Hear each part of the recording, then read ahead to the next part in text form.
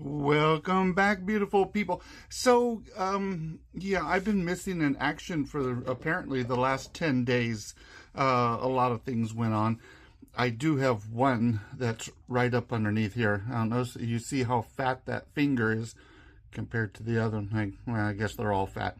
Anyhow, I had surgery done this morning on the other side. So if you get grossed out easily, well, you're about to get grossed out. But I have trigger fingers. So right here is one on the opposite hand, and this one gets a surgery next. So you open it up and it clicks. It's no fun. This one was hurting the worst. So here we go. Don't judge me. And there is what they did to it. Anyhow, that's what it looks like now. And that was earlier this morning. Anyhow, what I wanted to really talk about is what got you involved in coin collecting. I have a variety of a lot of different coins here. From the dollars, the Morgan's piece, Ike's, Susan B. Anthony, and the Sacagawea. We also have the presidential dollars. Was it the Walking Liberties, the Franklins, or the Kennedys? We also had, prior to those, we had the Barber half dollar. And you see here all the Washington quarters. Well, before that, we had even more than what I'm showing you. We have a Standing Liberty quarter. We have a Barber quarter. We have this is a Seated Liberty mark. That's what that one's called. This one's the Standing Liberty quarter. Anyhow. So you have a varieties such as that. Was any of these special to you? I really like the Standing Liberty quarters. They have a lot more detail on it than just a picture of a face. Or how about cents? This is a large cent here, and that is definitely large. And then we had Flying Eagles, and we had Indian Head, and then, of course, we moved over to the Lincoln Head. And so on your nickels, we have the regular Jeffersons that we all know about, but we also had a Barber nickel, we had a Liberty V nickel, and we had a Buffalo nickel, and we had a 3-cent nickel. A little bit different, right? And we have a 2-cent piece, different than the 1 cent. And here's a dime, the Barber dime. Now, I don't have in front of me oh, yes I do. Sorry. The Mercury dime came after the Barber dime, and then, of course, we all know the Roosevelt dime. Is there something that really catches your eye that you would just love to collect, even if it's something as simple as these right here? The Sacagawea dollars, you can go to the bank and get $1 for $1. That's simple, and you can probably get a really large collection of Sacagaweas.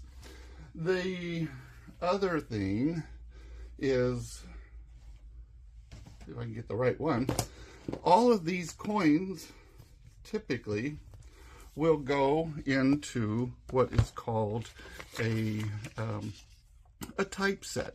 So you'll take all of these coins, one from each selection, just like I just showed you, and start filling up all the holes that you are missing.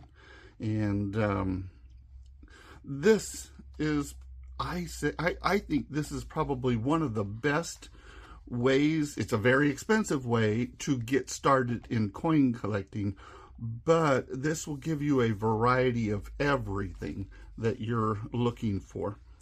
And so we had the half dimes, the nickels, the dimes, and like I said, there's dimes back here with the cap bust. They're old. There's the shielded nickels. Moving onwards, you had a 20-cent piece, and then we moved into the quarters. Look at all those different types of quarters that could be had. Half dollars, and so cap bust starting it off in this book.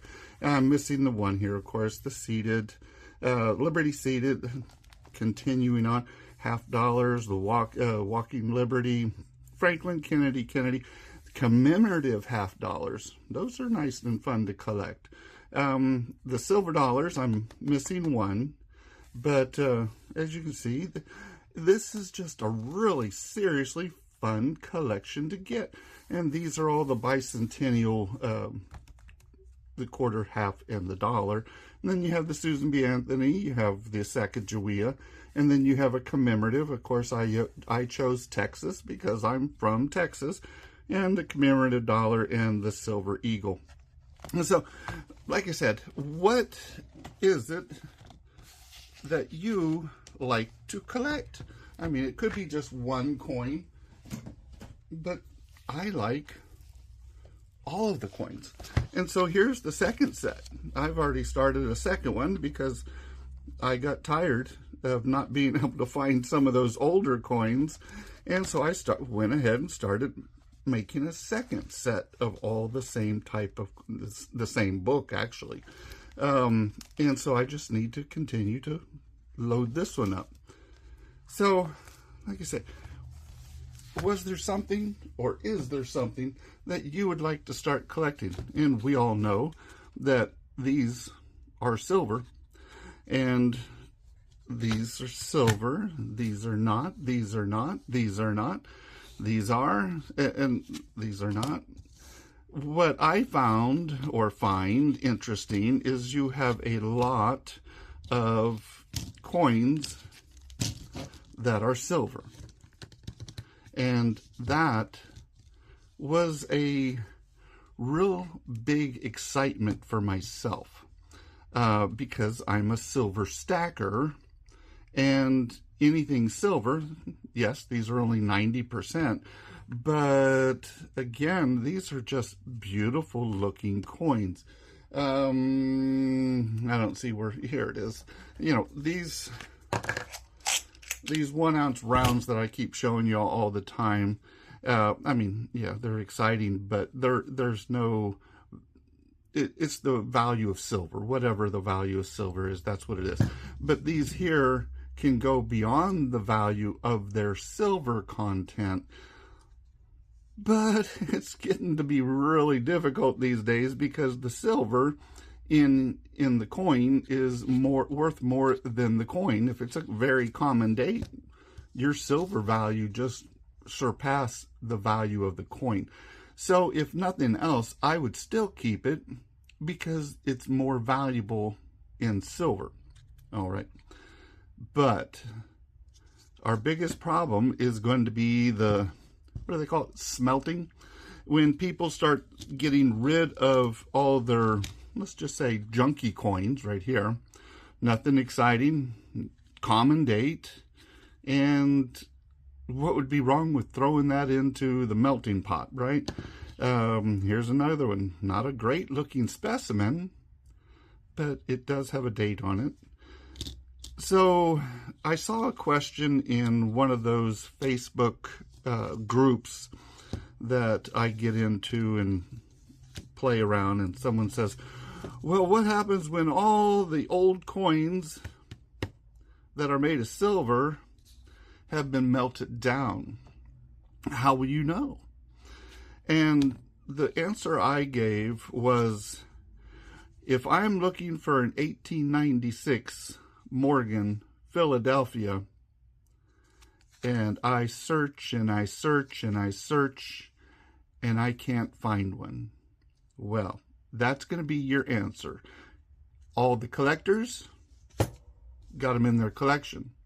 All the people that are really not collectors, but they see that there's a value to the coin more than the coin is worth, right? They're going to go melt them. I hate to say it that way, but they're after the money. We are after the collection. Now, if, just pretend, silver gets to $1,000 an ounce, what's the value of this coin now?